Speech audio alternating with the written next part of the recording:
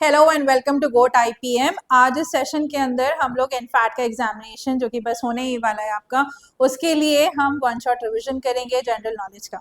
तो आपको मैं बता दूं कि पहले से अपने पास कुछ सेशंस जो हैं वो ऑलरेडी रिकॉर्डेड हैं। There are 5 sessions that have been recorded for you with respect to general knowledge. तो उन सेशंस को देख लेना अगर नहीं देखा है अभी तक, because they going to be a quick revision for you.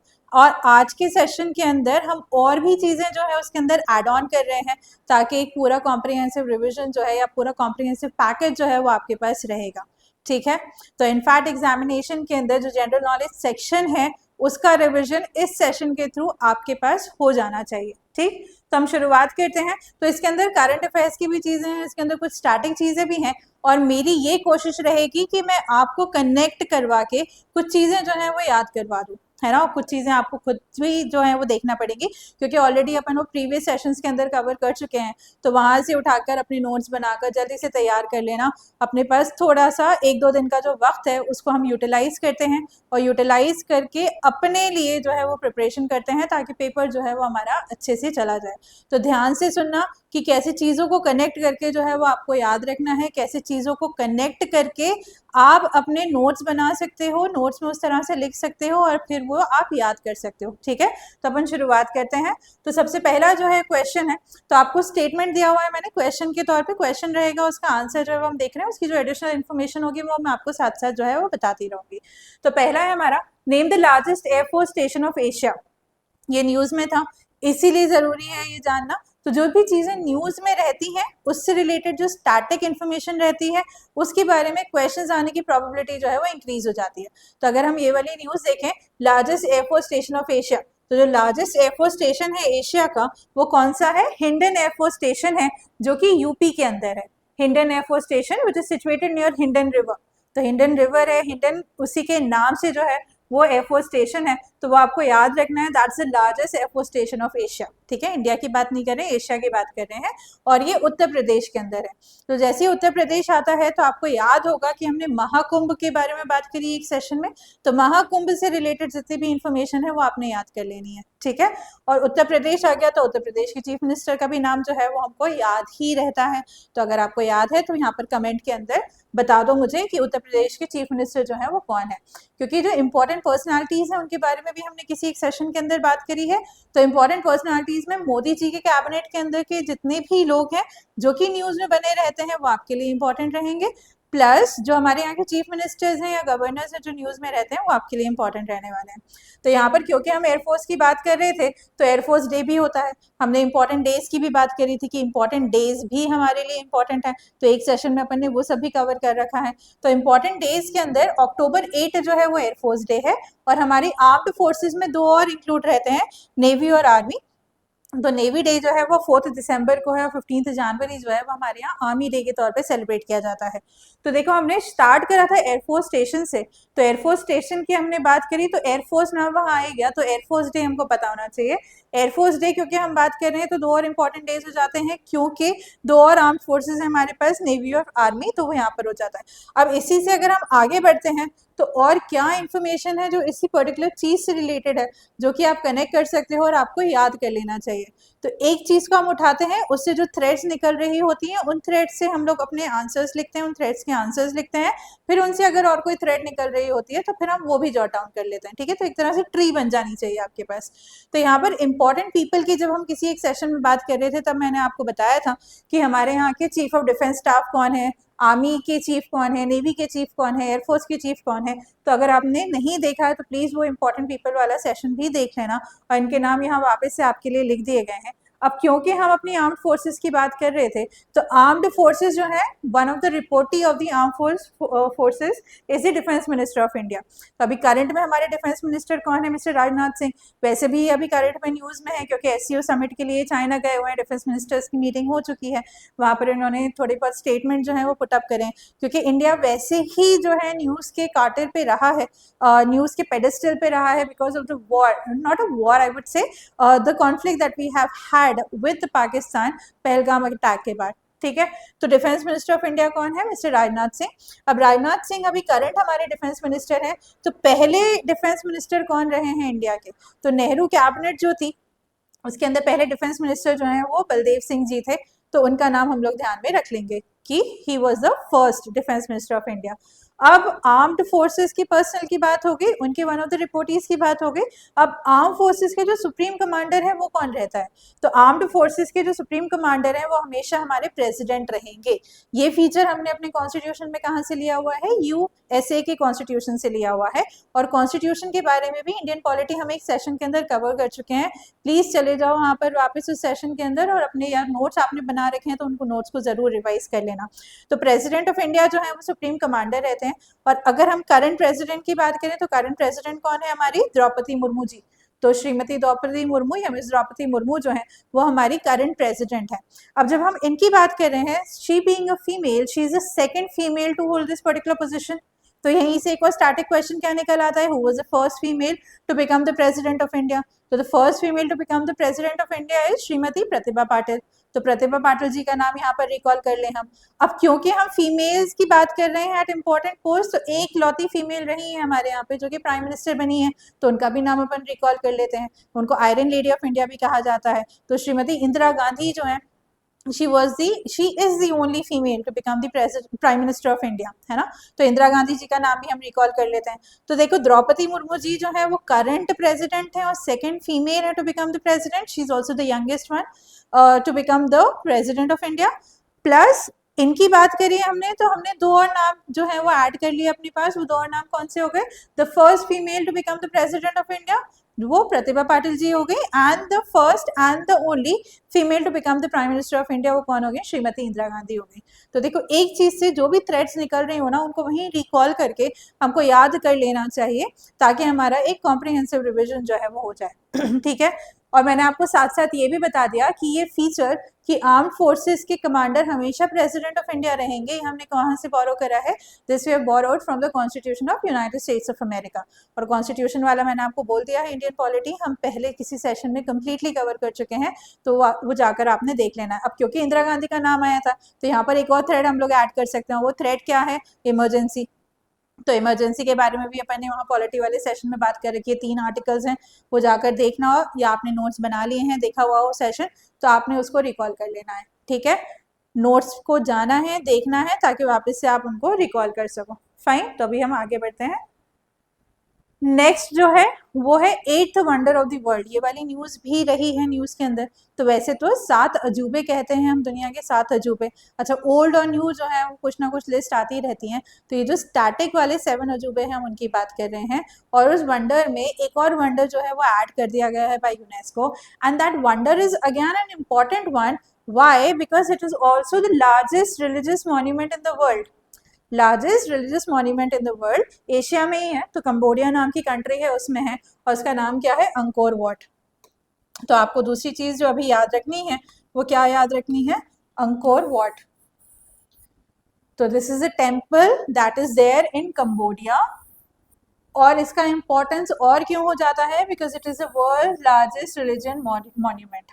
ठीक है, दुनिया का सबसे बड़ा रिलीजियस मॉन्यूमेंट है ये आपको ध्यान में रखना है। अब आप बोलोगे कि आपने तो किसी एक सेशन में बताया था कि यार इंडिया से रिलेटेड चीजें जो हैं उनके आने की प्रोबेबिलिटी इनफैक्ट के अंदर ज्यादा होती है। बिल्कुल ज्यादा रहती है। यहाँ पर इंडिया से कैसे जुड़ रहा है? क्योंकि वो जो 7 अजूबे मेंशन्ड है उसमें से एक अजूबा जो है वो इंडिया में भी है, और उसका नाम है ताजमहल। शाहजहां ने बिल्ड करवाया था in the memory of his wife Mumtaz. तो ये हिस्ट्री वाली चीज भी यहाँ बैठकर आप रिकॉल कर सकते हो, और हिस्ट्री के ऊपर भी हमने सेशन जो है वो कर रखा है। तो इसके अंदर हम जितनी भी बातें करी हैं उनको अगर आपने नोट्स बना रखे हैं, सेशन देखा हुआ है, या फिर आप ये वाला सेशन पहली बार देख रहे हो, तो पिछले जाके प्लेलिस्ट का लिंक आपको दिया हुआ है इसी सेशन के डिस्क्रिप्शन के अंदर। तो वहाँ जाके प्लेलिस्ट के अंदर आप हिस्ट्री वाला सेशन जो है वो देख सकते हो, और उससे भी अपने नोट्स बना सकते हो और अपना रिविजन जो है वो कंप्लीट कर सकते हो। तो इसलिए हम लोगों ने 8th वंडर की बात करी, क्योंकि ये इंडिया से कनेक्टेड है, क्योंकि 7 वंडर ऑफ द वर्ल्ड में एक वंडर जो है वो इंडिया का भी है। फाइन, तो इसलिए हमने इसकी बात करी, आप ये याद रखेंगे। और अभी क्योंकि ये करंट में था कि अंकोर वाट जो है it has been added into the list of the wonders of the world as the 8th wonder. Fine, तो वो कहाँ है वो याद रख लेंगे, कंबोडिया में है। क्यों इंपॉर्टेंट है? क्योंकि लार्जेस्ट रिलीजियस मॉन्यूमेंट है। अब हम ऐसे करके हर स्लाइड पे आपको कुछ क्वेश्चन स्टेटमेंट दिखेंगे, क्वेश्चन फॉर्म में या स्टेटमेंट फॉर्म में, और आपको उसके आंसर्स दिखेंगे। तो आपको ऐसे ही वन लाइनर के तौर पर उनको याद कर लेना है, और उससे एड ऑन अगर कुछ चीज़ें निकल रही हैं तो वो भी मैं आपको बताती जा रही हूँ। कुछ क्वेश्चंस आपके लिए छोड़ दूंगी कि यार ये आपको देखना है, क्योंकि जब सर्च करोगे, जब रिकॉल करोगे, अपने नोट्स को ब्राउज करोगे, तो ऑटोमेटिकली आपका जो है वो आपके दिमाग में रहेंगी चीज़ें।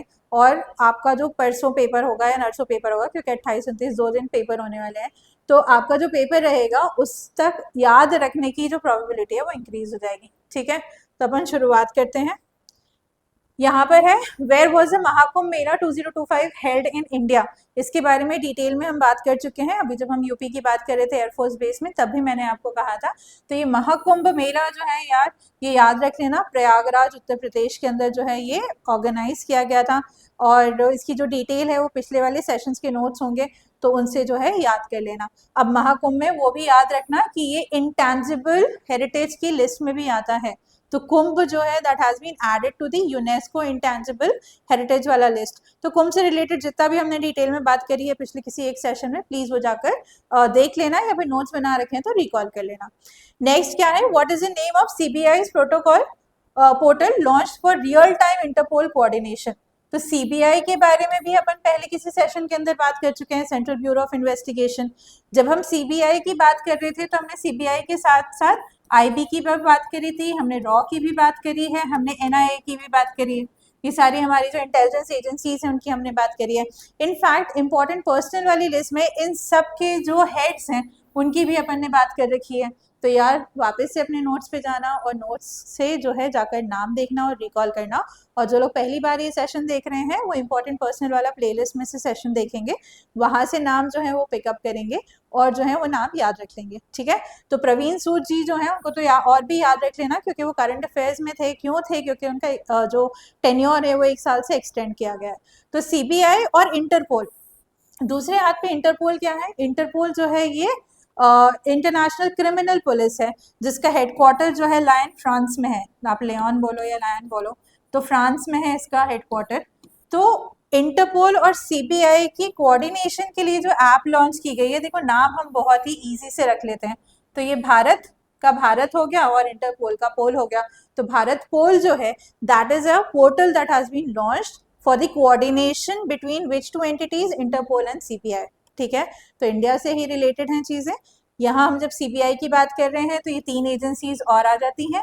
इनके फुल फॉर्म्स तो पता होने ही चाहिए, इनको हेड कौन कर रहा है वो भी आपको पता होना चाहिए। ठीक है, नेक्स्ट क्वेश्चन पे बढ़ते हैं हम। Who was the chief guest at the 2025 Republic Day parade in India. तो 2025 की जो रिपब्लिक डे की परेड हुई थी उसके अंदर चीफ गेस्ट कौन थे? अब हर साल हम लोग किसी ना किसी फॉरेन डिग्नेटरी को जो है बुलाते हैं for our Republic Day parade, है ना। तो अभी जो रिपब्लिक डे है इसकी भी हिस्ट्री के बारे में हम लोग बात कर चुके हैं। याद रखना, कॉन्स्टिट्यूशन वाले सेशन में हमने 26 जनवरी जो है वो हमारे यहाँ का रिपब्लिक डे होता है। तो रिपब्लिक डे क्यों होता है, उसका हिस्ट्री से क्या रिलेशन है ना। 1930 का पूर्ण स्वराज डिक्लेरेशन है पंडित नेहरू का। तो ये जो इम्पोर्टेंट फैक्ट्स हैं इस पर्टिकुलर क्वेश्चन में, जो कि करंट अफेयर्स का क्वेश्चन है, वहां से वो पुराने फैक्ट्स जो है आप रिकॉल कर लो। ठीक है, तो कौन आए थे इस बार? इंडोनेशिया के प्रेसिडेंट आए थे जिनका नाम है Prabowo Subianto. Prabowo Subianto, the president of Indonesia, he was the chief guest for the Republic Day parade in the year 2025। अब रिपब्लिक डे परेड की बात कर रहे हैं तो हम कहाँ चले गए? 26 जनवरी पे चले गए। 26 जनवरी से हम पीछे चले जाएंगे 26 नवंबर को, है ना, क्योंकि कॉन्स्टिट्यूशन डे रहता है। अब 26 जनवरी से हम कहाँ पे भी जा रहे हैं? 1930 का जो पूर्ण स्वराज डिक्लेरेशन है उसके ऊपर पे भी हम जा रहे हैं। तो आप एक चीज पढ़ रहे होते हो बट उससे उसकी जो स्टैटिक रिलेटेड चीजें होती हैं तो मल्टीपल चीजें जो है वो आपकी रिवाइज हो जाती हैं। ठीक है, इसलिए अपन इसको वन शॉट रिविजन बोल रहे हैं। अब कुछ क्वेश्चंस मैं आपके लिए छोड़ दे रही हूँ क्योंकि आपने नोट्स कहीं ना कहीं बना के रखे हुए होंगे, और अगर नोट्स नहीं बनाए हैं तो मैं चाहूंगी कि आप जाएं जो अपना वीडियोस हैं उनको देखें, और उससे जो है, क्योंकि आप सुनोगे तो आपकी सुनोगे और सुनते सुनते लिखोगे तो आपकी जो याद करने की प्रोबेबिलिटी, याद रखने की प्रोबेबिलिटी है वो इंक्रीज हो जाएगी। ठीक है, नेक्स्ट जो है, when was NITI Aayog establish replacing the planning commission. तो पिछले सेशन में अपन नीति आयोग की भी बात कर चुके हैं, प्लानिंग कमीशन की भी बात कर चुके हैं। मैंने आपको बताया था कि जो प्लानिंग कमीशन है वो हमारे यहाँ पर होना चाहिए 5 ईयर प्लानिंग के लिए, वो हमने यूएसएसआर के कॉन्स्टिट्यूशन से फीचर बोरो करा था। तो प्लानिंग कमीशन जो कि 1950 में बना था, तो 1950 का जो प्लानिंग कमीशन है उसको जो है रिप्लेस कर दिया था नीति आयोग ने January 1, 2015। तो नीति आयोग का फुल फॉर्म पता होना चाहिए, अगर पता है तो कमेंट में यहाँ लिख दो। नीति आयोग के चेयरपर्सन पता होना चाहिए, नीति आयोग के वाइस चेयरपर्सन का नाम पता होना चाहिए, नीति आयोग के सीईओ का नाम पता होना चाहिए, ठीक है। और ये सारी चीज़ें अपन लोग पहले कर चुके हैं, तो मैं सिर्फ आपको पॉइंटर्स दे रही हूँ और ये पॉइंटर्स आपको याद रखने हैं, नाम रिकॉल करना है अपने साथ बैठकर, अपने नोट्स में देखकर फिर उनको देख लेना अगर नहीं रिकॉल हो रहा हो, ताकि आप जो है एग्जाम जो कि अभी 2 दिन बाद है, 1 दिन बाद आपका एग्जामिनेशन है, तो उसके अंदर आप याद रख पाओगे। तो नीति आयोग के बारे में भी हम पढ़ लेंगे, ठीक है। अगर मैं आपको अभी पूछूं कि सुमन के बेरी जो है वो नीति आयोग के वाइस चेयरमैन है या सीईओ हैं, आप अगर इसका आंसर कमेंट में लिखोगे तो मुझे अच्छा लगेगा, अगर करेक्ट आंसर लिख दोगे तो, ठीक है। तो नीति आयोग से हम आगे बढ़ते हैं। तो यहाँ पर है तो वैसे 4 क्वेश्चन, बट इससे मल्टीपल थ्रेड्स आपके लिए ओपन हो गए हैं, ताकि जब आप वापस से बैठोगे अपने रिविजन के लिए तो you will be able to add on more to this, ठीक है। नेक्स्ट स्लाइड पे चलते हैं। यहाँ पर करंट अफेयर्स का ही क्वेश्चन है, और जो स्टेट के इंस्टीट्यूट में आप जाने की सोच रहे हैं, ड्रीम रखते हैं, उसके बारे में ही ये क्वेश्चन है।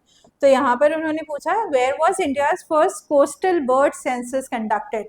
बाय द वे सेंसस जो है, जो ह्यूमंस के लिए सेंसस है, that is also there under process, तो वो भी हो रहा है, उसके बारे में भी इंफॉर्मेशन जो है थोड़ी बहुत आपको नॉलेज होगी कि सेंसस जो है वो हर 10 साल में होता है, लेकिन इस बार टाइम जो है वो थोड़ा सा एक्सटेंड हो गया है। क्यों एक्सटेंड हो गया? कोविड की वजह से एक्सटेंड हो गया है, क्योंकि 2021 में होना चाहिए था, बिकॉज ऑफ कोविड वो एक्सटेंड होता गया, और अब जो है वो सेंसस होगा। तो यहाँ वापस हम आते हैं, यहाँ पर हम इंडिया के पहले सेंसस की बात करें, किस बात के? कोस्टल बर्ड का सेंसस है ना, उसकी बात करें तो it was conducted in Jamnagar, sorry यार, तो it was conducted in Jamnagar, Gujarat, ठीक है।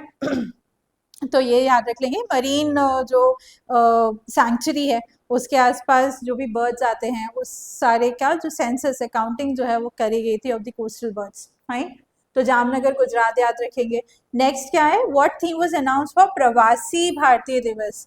या जब अपन इम्पोर्टेंट डेज कर रहे थे, तब मैंने आपको एक इम्पोर्टेंट डेज में एनआरआई डे बताया था। तो NRI day is nothing but दी प्रवासी भारतीय दिवस। अब ये जो एनआरआई डे है, ये कब हमारे यहाँ सेलिब्रेट होता है? 9 जनवरी को। क्यों 9 जनवरी को? क्योंकि 9 जनवरी 1915 को मोहनदास करमचंद गांधी जो है, he came back to India from South Africa. तो उस चीज के लिए जो है हम प्रवासी भारतीय दिवस, ये 9 जनवरी को याद रखने के लिए, जो हमारे यहाँ के एनआरआईज हैं, उनका जो कंट्रीब्यूशन है इंडिया के ग्रोथ के लिए, उसको हम लोग सेलिब्रेट करते हैं। तो इसके बारे में भी मैंने आपको बता रखा है। तो इस साल का जो प्रवासी भारतीय दिवस है, वो उड़ीसा में, भुवनेश्वर में जो है वो सेलिब्रेट करा गया था। तो अब देखो, भुवनेश्वर उड़ीसा की बात आ गई है, तो उड़ीसा के सीएम का नाम जो है वो रिकॉल कर लेना, याद कर लेना। तो उसका थीम पूछा है यहाँ पे, तो डियास्पोरास कॉन्ट्रीब्यूशन टू अ विकसित भारत। तो हमारी मोदी जी की जो गवर्नमेंट है, वो बहुत ही सिंपल सी थीम और बहुत ही सिंपल के नाम जो है वो दिए, जैसे भारत पोल है ना, वैसे ही देखो ये भी सिंपल है, डियास्पोरास कॉन्ट्रीब्यूशन टू अ विकसित भारत, ठीक है। तो भारत के विकास में जो एनआरआई का कंट्रीब्यूशन है, जो कि फोकल पॉइंट ही है एनआरआई डे को सेलिब्रेट करने का, उसी से उठाकर जो है the theme has been created for 2025। आगे बढ़ते हैं। Who has been appointed as a new ISRO chief and secretary of space. तो जो इसरो के हेड रहते हैं, वही सेक्रेटरी ऑफ स्पेस जो है वो भी रहते हैं।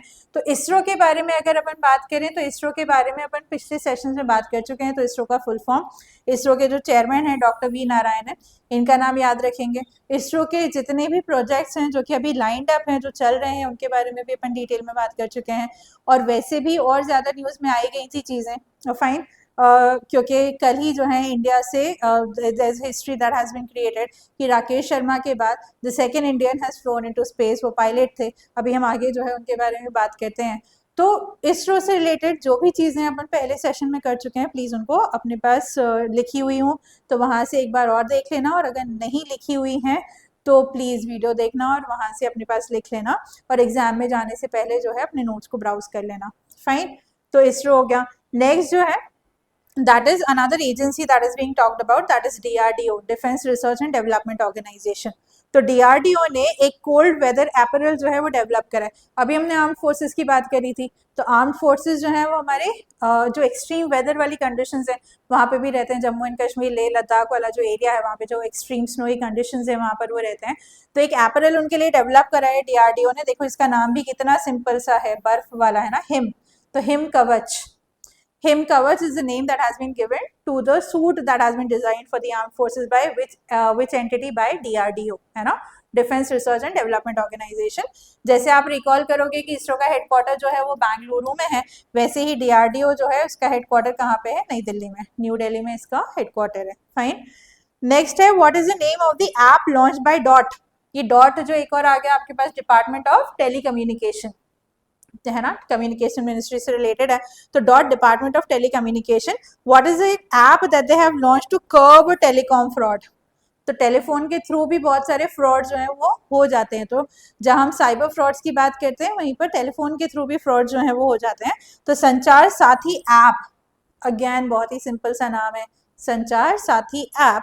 This is the app that has been launched by DoT, department of telecommunication, to curb telecom frauds. ठीक है, तो ये स्टेटमेंट याद रखेंगे, आपका नाम जो है वो याद रखेंगे। और अगर आपको ये पता है कि अभी हाल फिलहाल में हमारे कम्युनिकेशन मिनिस्टर कौन है, कम्युनिकेशन मिनिस्ट्री की भागदौड़ किसके हाथ में है, वो प्लीज़ वहाँ पे कमेंट्स में जो है वो लिख दो, ताकि पता रहे कि आपको वो रिकॉर्ड है और आपको वो नाम याद है। ठीक है, फाइन। तो यहाँ पर देखेंगे तो अगेन 4-5 चीज़ें थी, बट उन 4-5 चीज़ों से जो है वो और हमने चीज़ें ऐड कर ली। इनफैक्ट ये जो हम DRDO और इसरो की बात कर रहे हैं, तो यहाँ पर मतलब हम अपनी न्यूक्लियर कैपेबिलिटीज़ की भी बात कर सकते हैं, स्पेस प्रोग्राम की हम बात कर रहे हैं, तो हम पुराने लोगों को भी रिकॉल कर सकते हैं।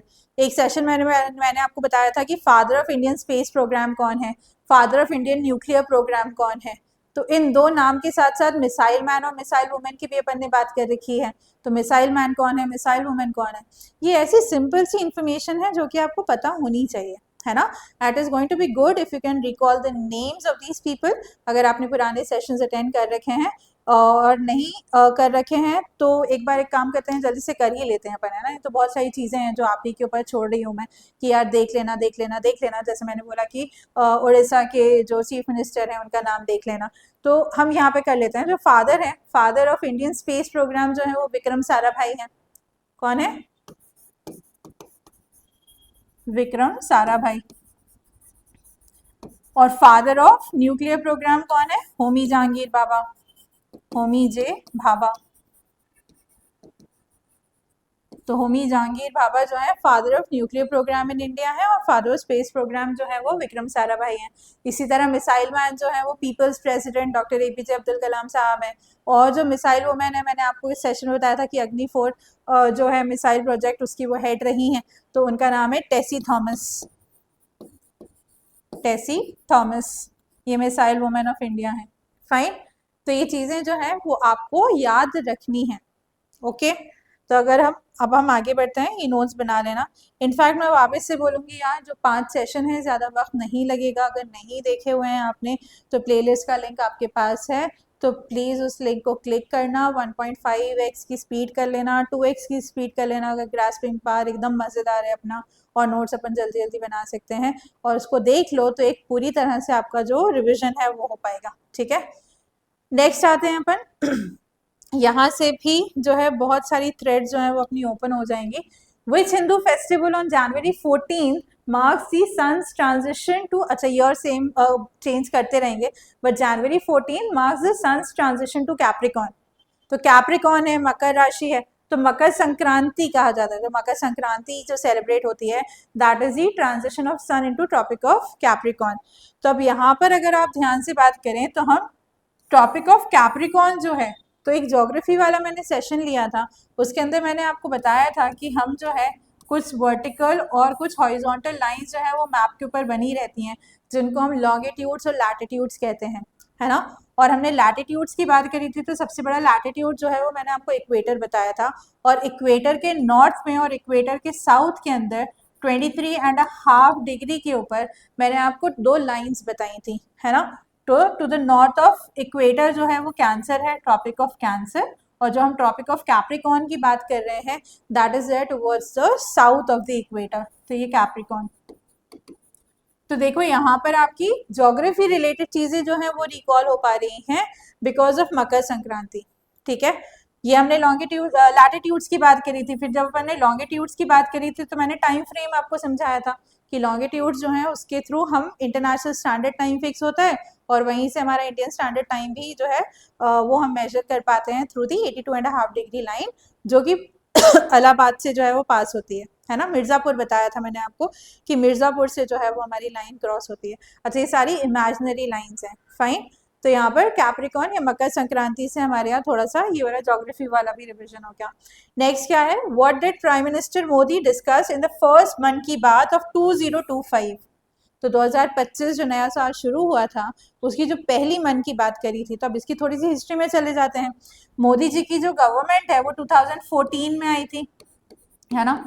मई 2014, 26 मई 2014 जो है वो मोदी जी की गवर्नमेंट फॉर्म हुई थी पहली दफा। तो वहीं पर उन्होंने अक्टूबर 2014 से, तो स्पेसिफिकली बताऊं तो 3 अक्टूबर 2014 ऑनवर्ड्स उन्होंने एक मीडियम बनाया जिसके थ्रू वो हम सब से बात कर सकें और उसको उन्होंने क्या बोला, मन की बात। तो यहाँ पर आपके पास क्वेश्चन है कि मन की बात जो उन्होंने पहली करी 2025 की उसमें उन्होंने क्या क्या डिस्कस करा। तो उसके अंदर उन्होंने संविधान, कॉन्स्टिट्यूशन डिस्कस करा, डेमोक्रेसी डिस्कस करी, स्पेस टेक्नोलॉजी के बारे में डिस्कस करा, ह्यूमन एनिमल हार्मनी के बारे में डिस्कस करा। अब आप बोलोगे यार इसके ऊपर क्वेश्चन ही क्या बनाएंगे, तो क्वेश्चन क्या बन सकता है इसके ऊपर कि out of the following which was a topic that was not discussed bye mister Narendra Modi in his first मन की बात कंडक्टेड इन द ईयर 2025। ठीक है, तो इसलिए ये हम ध्यान में रख लेंगे। नेक्स्ट क्या है अपना, which country was granted partner status in BRICS in January 2025। अब आप फिर बोलोगे कि हम इंटरनेशनल चीज़ों की बात कर रहे हैं, तो मैं फिर आपको बोलूंगी कि हम इंटरनेशनल चीज़ों की तो बात कर रहे हैं बट ये वो हैं जो इंडिया के साथ रिलेट करते हैं।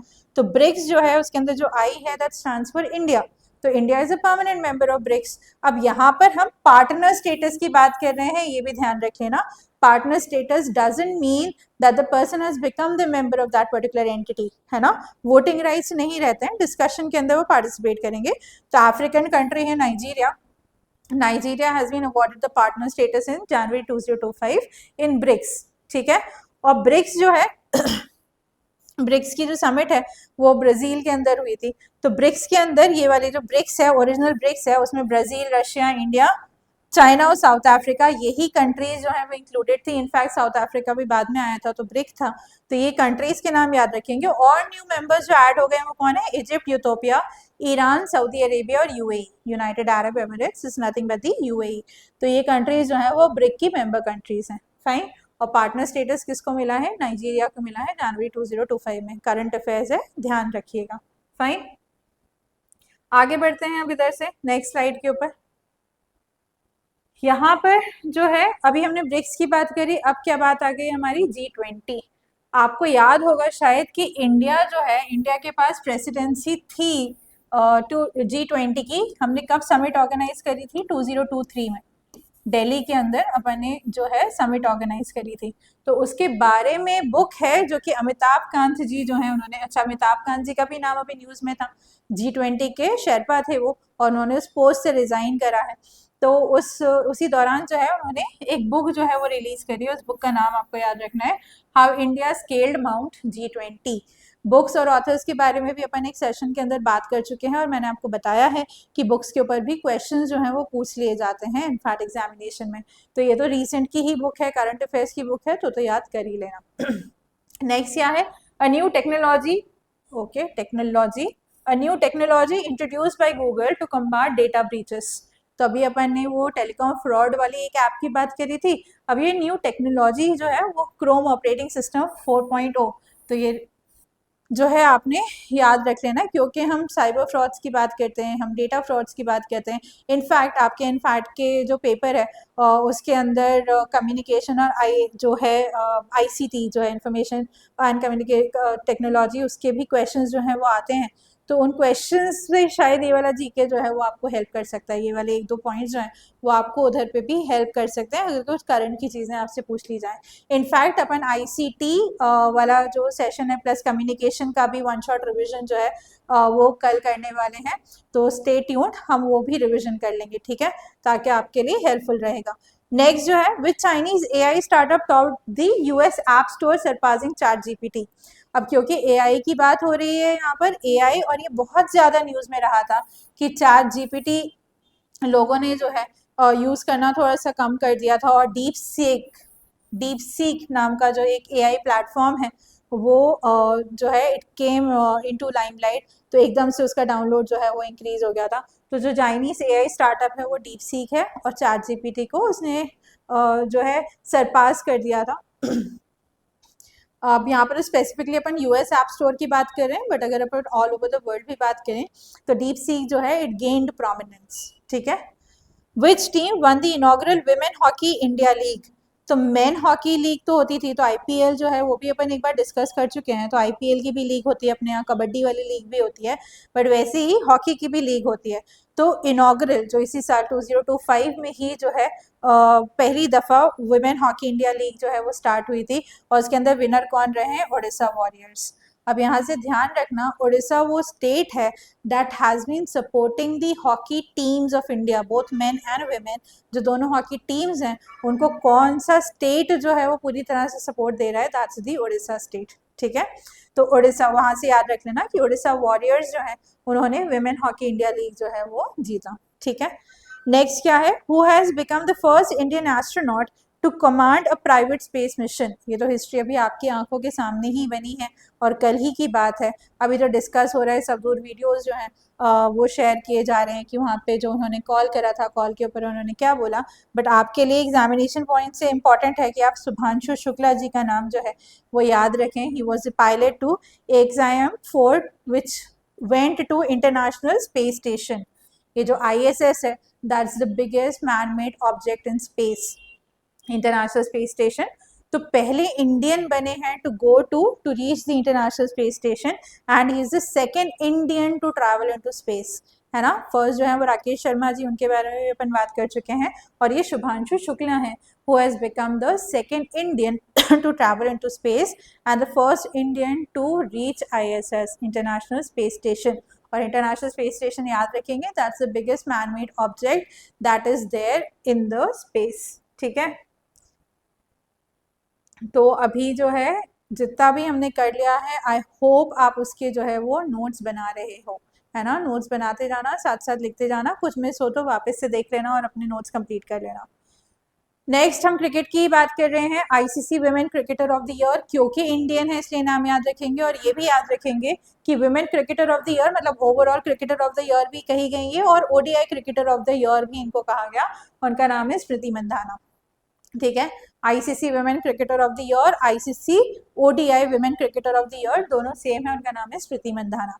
ICC के चेयरपर्सन का नाम आपको पता है, BCCI के जो हेड हैं उनका नाम आपको पता है, BCCI के सेक्रेटरी जो हैं उनका नाम आपको पता है। क्यों पता है? क्योंकि आप पहले सेशंस अटेंड कर चुके हो और आपके पास नोट्स बने हुए हैं, और नोट्स बने हुए हैं तो अभी बस पन्ना पलटना है और अपने नोट्स से जाकर वो नाम देख लेना है कि दिमाग में जो नाम रिकॉल हुआ है वो करेक्ट है या नहीं है, ठीक है।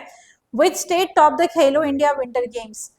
अब गवर्नमेंट ऑफ इंडिया ने खेलो इंडिया गेम्स भी लॉन्च कर रखा है, जिसके थ्रू वो जो बेसिक लेवल के ऊपर जो है, स्कूल लेवल पे, कॉलेज लेवल के ऊपर जो है लोगों को या जो टैलेंट है उसको वो लोग जल्दी ही जो है पिकअप कर पाएँ और उन लोगों को जो है और ट्रेनिंग दे पाएँ। तो उसी का which state top the Khelo India winter games. तो खेलो इंडिया विंटर गेम्स जो है वो कहाँ हुए थे? जम्मू एंड कश्मीर, 2 लैक्स में हुए थे, जम्मू एंड कश्मीर में हुआ और लद्दाख में हुआ था। तो वो जो विंटर गेम्स है उसके अंदर कौन सा जो स्टेट है जिसने टॉप करा, स्टेट तो नहीं, खैर ये यूनियन टेरिटरी हो जाएगी, तो लद्दाख जो है that has top the Khelo India winter games का जो टैली है उसके अंदर Ladakh was there at the top. State नहीं है, यूनियन टेरिटरी। और हम ये भी बात कर चुके हैं, Jammu and Kashmir reorganisation bill की भी अपन बात कर चुके हैं, तो वापस से अपने नोट्स में जाना और चीज़ें देखना कि जैसे ही मैंने Jammu and Kashmir reorganisation bill कहा तो कुछ चीज़ें आपके दिमाग में जो आई होंगी क्या वो करेक्ट है या नहीं, वो अपने नोट्स में जाकर चेक कर लेना, ठीक है। What disease saw a surge in case in Pune. देखो कोविड केसेस की अभी बहुत ज़्यादा बात हो रही है, तो कभी क्वेश्चन आ जाए तो वहाँ कोविड भी ऑप्शन हो तो आप उसने टिक नहीं कर देना है, क्योंकि यहाँ पर हम न्यूरोलॉजिकल डिसऑर्डर की बात कर रहे हैं, गुलियन बैरी सिंड्रोम। तो गुलियन बैरी सिंड्रोम के एक साथ जो है, I think the last number that I remember is 158, around 158 cases जो हैं वो पुणे में जनवरी के अंदर, जनवरी फरवरी में जो है वो नोट किए गए थे। तो ये जो है वो न्यूज़ में आ गया था। तो गुलियन बैरी सिंड्रोम जो है वो ध्यान रखना, कोविड आंसर मार्क मत कर देना, ठीक है। और यहाँ जब मैंने Jammu and Kashmir reorganisation bill बोला तो आपको जो है सरदार वल्लभ भाई पटेल तक पहुँच जाना है, स्टैच्यू ऑफ यूनिटी तक पहुँच जाना है, ठीक है। तो ये सारी चीज़ लिंक कर करके जो है वो आपको रिकॉल कर लेनी है, फाइन। तो है तो एक ही क्वेश्चन, बट एक क्वेश्चन से मल्टीपल क्वेश्चंस आपके राइज होंगे और उसके आंसर्स आपके पास ऑलरेडी हैं। Who receive the BCCI life time achievement award 2024? तो भाई सचिन तेंदुलकर। अभी ये रिसेंटली न्यूज़ में भी थे, क्योंकि रेडिट अगर आप प्लेटफॉर्म यूज़ करते हो तो रेडिट के भी ये एम्बेसडर बनाए गए हैं। तो बीसीसीआई का लाइफ टाइम अचीवमेंट अवार्ड जो है वो किसको दिया गया है? सचिन तेंदुलकर को दिया गया है।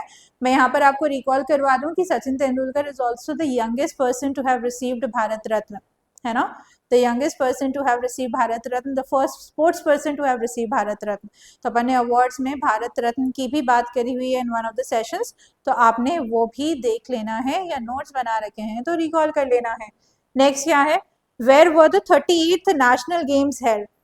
तो नेशनल गेम्स भी हमारे यहाँ पर जो है वो होस्ट किए जाते हैं। तो उत्तराखंड, उत्तराखंड के अंदर जो है देहरादून, मल्टीपल प्लेसेस के अंदर जो है वो गेम, मल्टीपल सिटीज के अंदर उत्तराखंड में जो है ये गेम्स हुए थे। तो उत्तराखंड के सीएम का नाम आपको पता होना चाहिए। नेशनल गेम्स के अंदर कौन सा स्टेट था जिस स्टेट के पास मैक्सिमम मेडल्स जो है वो आए थे? तो आई थिंक महाराष्ट्र था जिसके पास मैक्सिमम मेडल्स जिन्होंने विन करे थे। अब महाराष्ट्र नाम आ गया तो महाराष्ट्र के सीएम का नाम, महाराष्ट्र के डेप्यूटी सीएम का नाम आपको पता होना चाहिए, ठीक है। तो नेशनल गेम्स की बात कर रहे हैं, बट नेशनल गेम्स से हम इम्पोर्टेंट पीपल पे भी आ जाएंगे। इम्पोर्टेंट पीपल कौन से हो जाएंगे? CM of Uttarakhand. महाराष्ट्र मैंने आपको बताया दैट महाराष्ट्र स्टेट जो है उसके पास मैक्सिमम मेडल्स थे 38 नेशनल गेम्स के अंदर। तो महाराष्ट्र के सीएम, महाराष्ट्र के डेप्यूटी सीएम जो है उनका भी नाम आपको याद होना चाहिए। नेक्स्ट, अगेन ये आपके आईटी के अंदर या फिर कम्युनिकेशन के अंदर काम आ सकता है। That which IT company partnered with Finland's UPM for a major cloud transformation deal? तो हमारे यहाँ की जो मेजर कंपनीज हैं आईटी वाली, इन्फोसिस का नाम आता है, टीसीएस का नाम आता है, विप्रो का नाम आता है। तो उन तीनों में से टीसीएस जो है, टाटा कंसल्टेंसी सर्विसेज, टाटा वैसे ही न्यूज़ में रहे थे यार, जो प्लेन क्रैश हुआ था तो हम गुजरात की बात कर रहे थे, हमने साइड में पहले भी गुजरात की बात करी है। तो एयर इंडिया का जो फ्लाइट था उसका नंबर आपको याद होना चाहिए, द फ्लाइट दैट क्रैश्ड। आपको विजय रूपानी जी का नाम पता होना चाहिए, the former CM of Gujarat who died in that particular plane crash. और जो करंट गुजरात के चीफ मिनिस्टर है उनका नाम भी आपको पता होना चाहिए। खैर, coming back to our question, तो आईटी कंपनी इंडिया की जिन्होंने फिनलैंड की कंपनी यूपीएम के साथ एक क्लाउड ट्रांसफॉर्मेशन वाली डील जो है वो करी है, वो कौन सी कंपनी है? टीसीएस। टीसीएस के चेयरपर्सन का नाम भी आपको याद होना चाहिए, राइट। किसी को याद है क्या? तो इधर कमेंट के अंदर लिखकर बताओ कि टीसीएस के चेयरपर्सन कौन है अभी। Which drone technology firm partnered with Tata Elxsi under the make in India initiative? तो मेक इन इंडिया इनिशिएटिव के अंडर में there is a deal that has come. अच्छा, ये टेक्नोलॉजी की हम बात कर रहे हैं तो टेक्नोलॉजी की चीज़ें आपके पास आईसीटी के अंदर पे भी यूज़ हो सकती हैं। तो गरुड़ एयर स्पेस करके है कंपनी जिन्होंने पार्टनर करा है विद टाटा एलेक्सी, इनके साथ इन्होंने पार्टनर करके जो है पार्टनरशिप पुट अप करी है। तो this is the drone technology firm that has partnered, और this partnership under the make in India campaign that was launch by government of India. तो इंडिया को एक मैन्युफैक्चरिंग हब बनाने के लिए मेक इन इंडिया कैंपेन जो है वो लॉन्च किया गया था। अभी आप ये सारी न्यूज़ भी पढ़ रहे होंगे कि बहुत सारा जो आईफोन रिलेटेड जो पार्ट्स रहते हैं उसका जो एक्सपोर्ट है that has increased in India. We have started exporting more than what China has been exporting. खैर वो यहाँ पर रेलिवेंट नहीं है, तो मुझे लेकर भी नहीं आना चाहिए था, but in case if you are attending any interview, preparing for interview, you should look into this as well. The next one is which country will host the next global AI summit after Paris? तो Paris के अंदर global AI summit जो है वो तो AI increasing या rising technology that's there. तो AI की जो समिट है वो अब नेक्स्ट कहाँ पर होस्ट की जाएगी? That will be hosted in India. तो बहुत सारी कंपनीज, बहुत सारे individuals that relate to working on AI, working with AI, तो वो सब जो है वो इकट्ठा होते हैं, बहुत सारे डिस्कशंस होते हैं, बहुत सारी ट्रीटीज जो हैं, बहुत सारे एमओयू साइन होते हैं। तो वो एक समिट जो है वो पेरिस के अंदर ऑर्गेनाइज हुई थी, और अब नेक्स्ट समिट जो है that will be organised in India. Next is what was India's rank in the Transparency International's corruption perception index. तो लीस्ट करप्ट कंट्री डेनमार्क जो है उसको माना जाता है। तो डेनमार्क, फिनलैंड, नॉर्वे जो है ये वो लीस्ट वाले, नीचे वाले जो लीस्ट करप्ट कंट्रीज हैं उसकी लिस्ट में आती हैं। और इंडिया की ranking out of 180 countries is 96, है ना। तो 96 is the rank that is been given to India by Transparency International corruption perception index. तो ये रैंक का नंबर जो है वो याद कर लेना यार, ठीक है। इसको हम काफ़ी इंप्रूव करने की कोशिश कर रहे हैं, बट हम 90s के अंदर ही बने रहते हैं। 100 भी सेंचुरी भी अपन ने पार करी है यहाँ पर थोड़ा बहुत इंप्रूवमेंट चलता रहता है। 94 तक भी आए, 92 पे भी आए, बट अभी हाल फिलहाल की बात करें तो 96 रैंक पर है हम in the corruption perception index. Brand related questions जो हैं वो मुझे लगता है उसके आने की प्रोबेबिलिटी थोड़ी सी कम रहती है इनफैक्ट के अंदर, बट स्टिल ये काफ़ी न्यूज़ में रहा था क्योंकि नेम चेंज की बात की जा रही है, मोस्ट डाउनलोडेड ऐप की बात की जा रही है that relates to the food वाला कैटेगरी। तो ये दो क्वेश्चंस इसलिए यहाँ पर हैं आपके पास। तो which Indian food tech company rebranded itself as Eternal Limited, काफ़ी न्यूज़ में रहा था, तो इसलिए ध्यान रख लेना कि जोमेटो जो है उन्होंने अपने आप को रीब्रांड करा है एज इटर्नल लिमिटेड, है ना।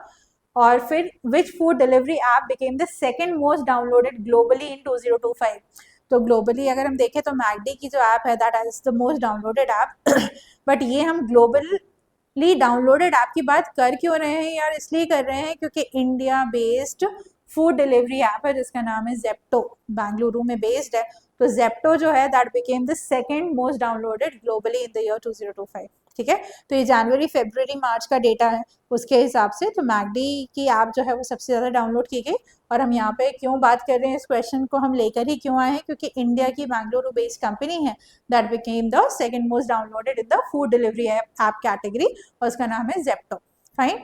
वैसे आपने जेप्टो शायद ही यूज़ करा हो, तो जोमेटो और स्विगी जो है वो कॉमनली आपके दिमाग में नाम रहते हैं तो कभी क्वेश्चन आए तो स्विगी और जोमेटो नहीं मार्क करना है, हमको मार्क करना है Zepto. Which Indian village was declared a biodiversity heritage site in Gujarat. तो ये जो बायोडाइवर्सिटी हेरिटेज साइट है ये लोकल गवर्नमेंट और स्टेट गवर्नमेंट जो है वो मिलकर डिसाइड करते हैं और फिर जो है उनको प्रोटेक्ट करने की बात करते हैं। तो गुनेरी विलेज जो है that has been declared as the biodiversity heritage site, ठीक है। तो ये यूनेस्को से रिलेटेड नहीं है, ये लोकल इंडिया से रिलेटेड है। फाइन। नेक्स्ट हम बात करें विच Indian state has the highest female labour force participation rate. Highest female labour force participation rate, शायद आपने ध्यान ना दिया हो, एक रिपोर्ट आई थी जिसको हम जेंडर गैप इंडेक्स बोलते हैं, जेंडर गैप इंडेक्स रिपोर्ट बोलते हैं। तो उसके अंदर ऐसा माना जाता है कि सालों लग जाएंगे in order to build the gap that's there between male and female वाला जो जेंडर है। तो खैर यहाँ पर अभी हम इंटरनेशनल वाली बात नहीं कर रहे हैं, हम इंडिया की बात कर रहे हैं। तो which Indian state has the highest female labour force participation. तो फीमेल लेबर फोर्स पार्टिसिपेशन 56.9% जो है वो किसके पास है, सिक्किम। अब सिक्किम की बात करें तो सिक्किम का कैपिटल, सिक्किम के सीएम, अब तो आपको याद हो ही गया होगा कि जहाँ पे भी स्टेट का नाम आए तो स्टेट का कैपिटल, उसका चीफ मिनिस्टर, और अगर उनके गवर्नर न्यूज़ में रहे हैं तो वो आपको पता होना चाहिए। तो सिक्किम जो है that has the highest female labour force participation rate. Next, who is the author of the book the future of AI in India. तो अभी पिछले वाली स्लाइड पे अपन ने टीसीएस की बात करी थी और मैंने आपको बोला था टीसीएस के चेयरपर्सन का नाम अगर आपको पता हो तो आप कमेंट में लिख दीजिएगा। शायद आपने लिखा हो तो नटराजन चंद्रशेखरन जो है वो टीसीएस वाले हैं। और यहाँ पे नंदन नीलेकानी जी जो हैं ये इन्फोसिस से रिलेट करते हैं, है ना। He is a non executive chairperson of Infosys and one of the को फाउंडर्स ऑल्सो ऑफ इन्फोसिस। तो उन्होंने एक बुक ऑथर करी है the future of AI in India, ठीक है। टेक से रिलेटेड है, एआई से रिलेटेड है, करंट बुक है, न्यूज़ में आई हुई बुक है, तो आपने याद रख लेनी है कि नंदन नीलेकानी जी जो हैं। अच्छा, नंदन नीलेकानी जो हैं अब इनसे तो आप यूआईडीएआई आधार तक भी पहुंच सकते हो। यूआईडीएआई आधार की बात अपन किसी सेशन के अंदर कर चुके हैं, तो प्लीज़ अपने नोट्स को रिवाइज कर लो और इन क्वेश्चंस के थ्रू उन नोट्स तक पहुँचना है। जो दिमाग में आपके रिकॉल हो रहा है, रिकलेक्ट हो रहा है आंसर, वो एक बार जाकर चेक कर लेना कि आपने सही बोला है या नहीं बोला है ठीक है। और अगर कोई क्वेश्चन है तो कमेंट में पूछ लेना, तो वहाँ पर आपको आंसर दे देंगे। Next, Which Indian state became the first to achieve 100% renewable energy use? अच्छा ये बहुत हो रहा है, सोलार सिटी और रिन्यूएबल एनर्जी का यूसेज जो है वो कौन सबसे ज़्यादा कर रहा है, कौन है जो कार्बन न्यूट्रल हो गया है, क्योंकि अभी रिसेंट न्यूज़ थी कि इंदौर जो है that is become the first carbon neutral city. But then coming back to it, that which Indian state became the first to achieve 100% renewable energy usage, that is Kerala. है ना, Kerala has long been ahead in the race when it comes to the usage of renewable energy usage, और उन्होंने बोला कि अब तो 100% हो गया, that the state is Kerala. अब अगेन केरला के सीएम जो है पता होना चाहिए, ड्रिल आपको अभी तक तो याद हो ही गया होगा, है ना. केरला स्टेट का नाम आया है तो कैपिटल पता होना चाहिए, सीएम पता होना चाहिए, गवर्नर न्यूज में है तो वो पता होना चाहिए. What is the name of ISRO's latest satellite launched for deep space communication? तो इसरो से रिलेटेड बहुत सारी चीज़ें हम किसी एक सेशन में बात कर चुके हैं, उनके जो अपकमिंग प्रोजेक्ट्स हैं उनके बारे में भी हम बात कर चुके हैं, ऑन गोइंग जो प्रोजेक्ट्स हैं उसके बारे में बात कर चुके हैं. तो यहाँ पर GSAT-30 नंबर का डिफरेंस रहता है, तो GSAT-30 जो है तो ये जियो सिंक्रोनस सैटेलाइट, तो GSAT जो है that is the name of the satellite that's there with the number 30 that you need to remember. Fine. Next क्या है, name of India's first human space flight mission schedule for 2025. ये भी अपन बात कर चुके हैं, गगनयान, है ना. और गगनयान को और थ्रस्ट मिला है with Shubhanshu Shukla going into space because he is associated with India, he is associated with ISRO. Whatever he is going to learn over there, whatever learnings he had at NASA, that he is going to share with India as well. And we are hopeful कि हम अपना human space flight mission जिसके अंदर 3 humans will be send to space from India itself. ठीक है, तो गगनयान याद रखेंगे. उसी तरह इसरो का एक मिशन है to explore Venus, that is Shukrayaan. ठीक है, शुक्र ग्रह, शुक्रयान जो है Shukrayaan 1 that is going to be ISRO's mission which is aiming to explore Venus, Venus which is known as a sister planet. Again geography वाले सेशन के अंदर अपन ने इसके बारे में बात कर रखी है. ठीक है, तो ज्योग्राफी सेशन जो है उसको भी, उसके भी नोट्स जो है वो रिकॉल कर लेना. बस थोड़ा बहुत ही और बचा है. Good that you have been here for the entire duration of the session. थोड़ा सा और है, उसको फिर हम कंप्लीट करके जो है फिर ख़त्म करेंगे. ठीक है, नेक्स्ट क्या है, which Indian conservationist was name in the Time women of the year 2025. तो it is considered to be an esteemed list, a prestigious list, जिसके अंदर अगर नाम आ जाता है तो उसको बहुत ही बढ़िया चीज़ जो है वो मानी जाती है. बहुत सारा जो फेम है वो आपके पास आता है, फेम के थ्रू जो बेसिक अच्छा काम कर रहे होते हैं लोग, तो उसके बारे में अवेयरनेस बढ़ती है ना. तो it's a win win situation. तो हमारे यहाँ की एक बायोलॉजिस्ट हैं जिनका नाम है पूर्णिमा देवी बर्मन. तो ये जो पूर्णिमा देवी बर्मन जी हैं उनका name was there in the Times women of the year 2025 list. तो बहुत सारी वुमेन जो है उनका नाम उसके अंदर दिया जाता है, बहुत सारी इंटरनेशनल, क्योंकि ऑल ओवर द वर्ल्ड वाली लिस्ट है, तो उसके अंदर an Indian with the name Purnima Devi Barman जो है.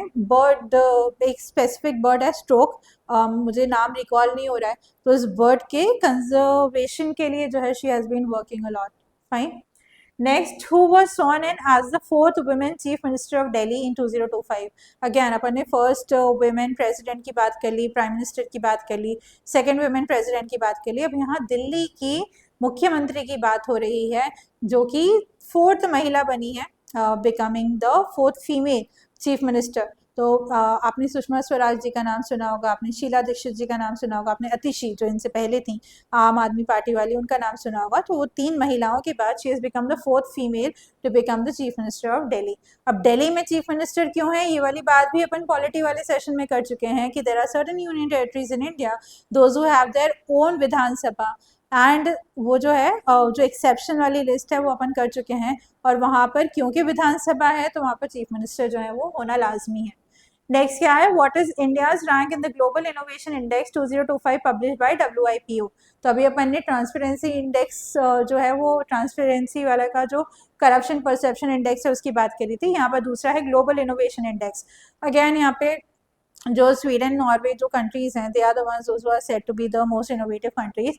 तो इंडिया की जो रैंक है जो अभी रिसेंट पब्लिश हुआ है दैट इज 40th रैंक पे आते हैं हम लोग. WIPO is world intellectual property organization, इसकी भी अपन बात कर चुके हैं. बदन क्योंकि इंटरनेशनल एंटिटी है तो आप इसको अभी छोड़ दें और आप सिर्फ इतना याद रखें कि हमारी जो ग्लोबल इनोवेशन इंडेक्स पे रैंकिंग है that is 40th.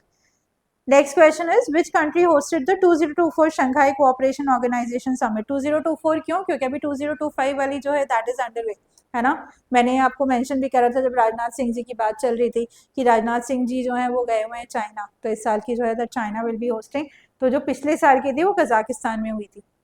2024 Shanghai cooperation organisation की जो मीटिंग है, जो समिट है 2024 में, वो कजाकिस्तान में हुई थी, और 2025 वाली जो है वो भी चाइना में चल ही रही है। तो उसके ऊपर क्वेश्चन आने की प्रोबेबिलिटी थोड़ी सी लेस है, बट क्योंकि वो अभी न्यूज़ में रहा ही है, because the beginning of the year it has been in news, और एससीओ भी न्यूज़ में रहा है, तो इसलिए आपको पता होना चाहिए कि 2024 वाली कजाकिस्तान में हुई थी, और 2025 वाली जो है that is being hosted by China.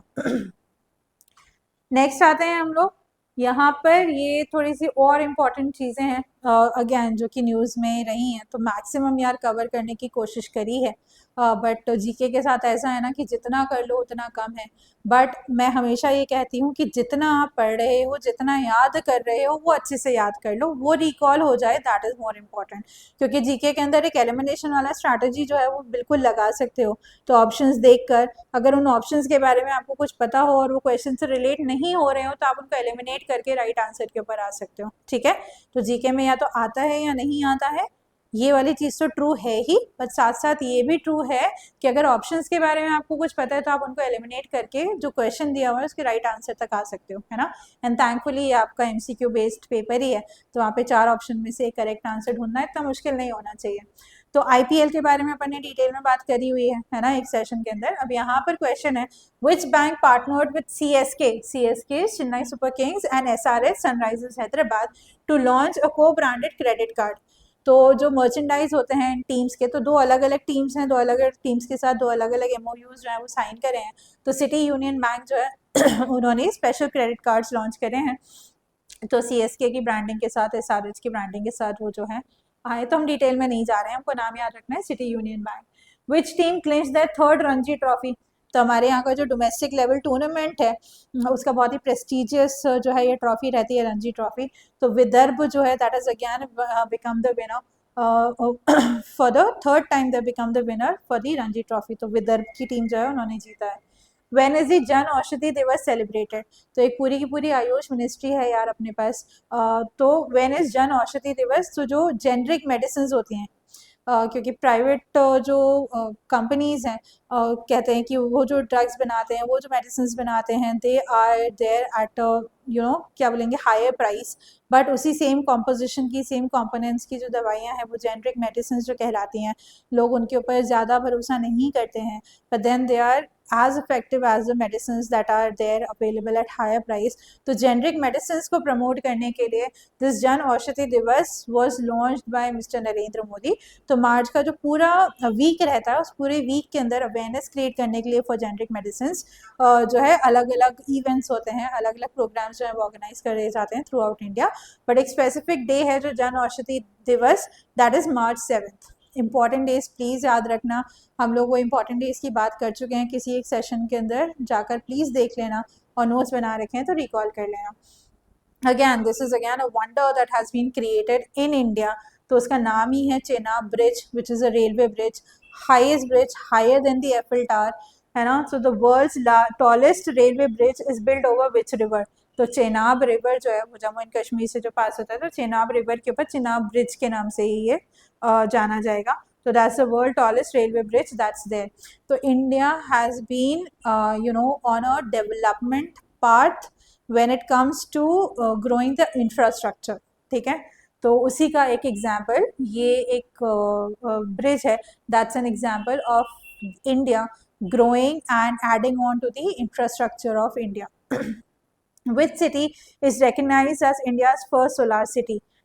तो सांची जो मध्य प्रदेश में है वो फर्स्ट सोलार सिटी जो है हैज़ बीन रिकग्नाइज। तो सोलार एनर्जी, तो सारे सोलार पैनल्स जो हैं वो यूज़ करे जा रहे हैं। तो अभी हमने रिन्यूएबल वाला जो देखा था, तो वैसे ही है। तो solar energy is a renewable source of energy, और उसको यूटिलाइज करने के लिए the city that has been recognize as India's first solar city is Sanchi in Madhya Pradesh. ठीक है, तो ये जो है आई थिंक दैट विल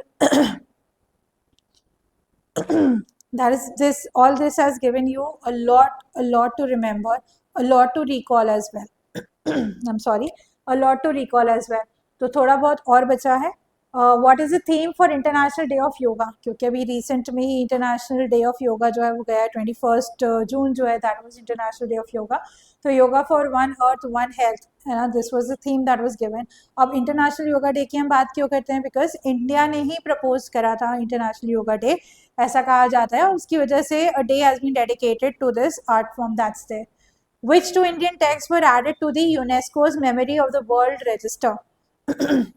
जब भी हम इंटेंजिबल हेरिटेज की बात करते हैं, हेरिटेज की बात करते हैं, या जो हमने साइट्स देखे, the wonders of the world की बात करते हैं, तो वहाँ पे यूनेस्को कम्स इनटू प्ले। तो भगवत गीता और नाट्य शास्त्र जो है that has been added to the UNESCO memory of the world register. तो यूनेस्को की अलग अलग लिस्ट है, जैसे मैंने आपको बताया कि कुंभ मेला जो है वो इंटेंजिबल हेरिटेज की लिस्ट में गया है, वैसे ही भगवत गीता और नाट्य शास्त्र जो है वो किस में ऐड हो गए हैं, in the memory of the world register list. ठीक है। Who became the first female cricketer to play 300 international matches for India? तो हरमनप्रीत कौर जो है, she became the first female cricketer to play 300 international matches for India, a feast that is important to be remembered. ठीक है। Which satellite did ISRO launch for oceanic studies in April 2025? Oceanic studies है, मतलब ocean से related, ocean के bed की जो study है उसकी हम बात कर रहे हैं। तो क्योंकि ओशन की बात कर रहे हैं और सैटेलाइट की बात कर रहे हैं, अगेन सिंपल सा नेम है ओशन सैट 3। तो ओशन और सैट सैटेलाइट का, और उसका नंबर याद रखना है 3। ठीक है। And last but not the least, again ISRO से रिलेटेड है, that which ISRO satellite completed 50 years in 2025। तो यार ये भाई हम बात कर चुके हैं आर्यभट्ट के बारे में। मैंने आपको किसी एक सेशन में बताया था कि पहली man made satellite from India is Aryabhata. तो आर्यभट्ट को 50 इयर्स कंप्लीट हो गए हैं। तो 1975 में यूएसएसआर की मदद से हमने आर्यभट्ट को जो है उसके ऑर्बिट में भेजा था, and now ISRO has completed 50 years. So we're celebrating 50 years of the first man-made satellite by India, and that satellite was named as Aryabhat, है ना। स्पेस टेक्नोलॉजी वाले फादर की अपन बात कर चुके हैं कि इंडिया के space program rather than technology, space program के फादर कौन रहे हैं। तो यार ये सारी चीज़ें जो मैं आपको बोलती गई हूँ, जो भी क्वेश्चंस आपके लिए जो है मैंने छोड़े हैं, मैंने आपको बोला कि कमेंट बॉक्स में जो कमेंट में जो है वो हमको बता दें, जो आपके आंसर्स हैं प्लीज़ वो देख लो, और जो है वो सही हैं या गलत हैं वो हम आपको बता देंगे। प्लस आपको अगर कोई क्वेश्चंस हैं तो वो भी आप वहाँ पे कमेंट बॉक्स में डाल सकते हो, तो उसके आंसर्स जो है वो हम आपको बता देंगे। तो ये एक पूरा कॉम्प्रिहेंसिव पैकेज है आपके पास, that is going to help you score, probably we'll just wish that it helps you score good in your GK questions of NFAT examination। तो GK की जो entire playlist है वो प्लेलिस्ट आपके पास मौजूद है, जिसका लिंक जो है आपके पास यहाँ पर पहले वाले जो लिंक है वो आपके डिस्क्रिप्शन के अंदर ऐड करा हुआ है। तो अगर आप नहीं फॉलो कर रहे हो हमको and you have tumble on this particular video, तो you should know that there are more sessions that are there which can help you score well in your GK questions। ये last but not the least, क्योंकि अभी हमारे मोदी जी जो हैं वो Canada में थे, कनाडा में कनाडा से पहले जो है वो सिप्रस और क्रोएशिया भी गए थे। तो 3C से स्टार्ट होने वाली कंट्रीज़ हैं जहाँ पर मोदी जी विजिट करके गए। G20 की हमने बात करी है, हमने ब्रिक्स की बात करी, हमने SCO की बात करी, तो वे एंडिंग विद G7 फाइन। तो G7 समिट जो है वो इस साल कनाडा में हुई। India is not a member of G7 countries जो मेंबर्स हैं वो यहाँ पर हैं। ये इनफैक्ट इंटरव्यू के लिए भी अच्छा ही है। Canada, France, Germany, Italy, Japan, UK and US, ये जो कंट्रीज़ हैं वो G7 की मेंबर्स हैं। तो 7 कंट्रीज़, इंडिया को जो है कनाडा के प्राइम मिनिस्टर ने बुलाया था। इंडिया के प्राइम मिनिस्टर की पहली विजिट थी सिंस 2015 टू कनाडा। 2015 के बाद उनकी कोई विजिट नहीं रही थी कनाडा, क्योंकि हमारे जो रिलेशनशिप्स हैं वो ऊपर नीचे होते रहे हैं। और उसको एक धक्का लगा था जब एलिगेशंस लगे थे कि वो जो खालिस्तानी मूवमेंट के सपोर्टर थे हरदीप सिंह निज्जर, जिनको शॉट कर दिया गया था, जिनको जो है असैसिनेट कर दिया गया था, उनकी किलिंग हुई थी। तो एलिगेशन जो पुराने वाले प्राइम मिनिस्टर थे जस्टिन ट्रूडो, उन्होंने इंडिया के ऊपर लगा दिया था कि इंडिया का हाथ है यार उनको किल कराने के लिए। तो वहाँ से और वर्सन हुए थे। तो अभी वाले जो करंट कनाडा के प्राइम मिनिस्टर हैं उन्होंने in order to improve the relationship उन्होंने इंडिया को इन्वाइट करा था फॉर द G7 समिट। तो पहले तो ऐसा था कि मोदी जी नहीं जाएंगे because of all what has been happening in the background the relationship between India and Canada, but the last moment it was confirm कि भाई मोदी जी जो है वो G7 समिट के लिए जाएंगे। तो आपके लिए क्या इंपॉर्टेंट है, मोदी जी कनाडा गए, बट कनाडा से पहले क्रोएशिया और सिप्रस गए, वहाँ पर उनको जो है ऑनर भी करा गया। तो हमने एक मोदी जी के ऑनर्स की लिस्ट भी बनाई थी कि कौन सी कंट्रीज़ हैं जिन्होंने उनको अपने यहाँ के सिविलियन ऑनर्स जो है वो दिए हुए हैं। इनफैक्ट हमने ये भी बात कर रखी कि इंडिया में भारत रत्न जो हाईएस्ट सिविलियन ऑनर है वो कितने लोगों को दिया गया है, जो है इस साल कितने लोगों को मिला, लास्ट ईयर वाली भी हमने बात करी, फर्स्ट भी बात करी, तो अवार्ड्स वाले सेशन में अपन ने वो भी कवर करके रखा हुआ है। तो वो भी प्लीज़ जाकर देख लेना, अपने नोट्स को प्लीज़ देख लो और अगर नोट्स नहीं है, पहली बार देख रहे हो, तो प्लेलिस्ट का लिंक जो है वो आपके पास डिस्क्रिप्शन में है, सारे सेशंस जो हैं वो आप देख लीजिएगा। तो that will B it from my side. G7 के ऊपर मैं कंक्लूड कर रही हूँ with a hope that the sessions are going to help you in scoring well in your NFAT examination. So it's all the best from my side. And tomorrow we are coming up with the ICT and communication ka one-shot revision. So stay tuned and be there for the session. Thank you.